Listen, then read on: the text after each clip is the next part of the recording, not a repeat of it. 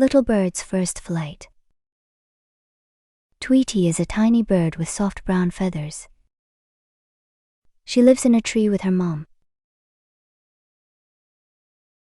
Mom, can I fly? Tweety asks. Mom smiles. Try, my little one. Tweety flaps her wings.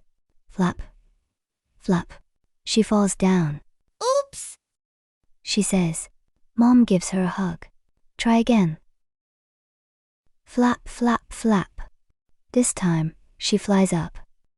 I'm flying. She sings. She flies to a flower. She flies to a butterfly. Then she flies back to Mom. I love flying. Tweety says. Mom kisses her. I'm so proud of you.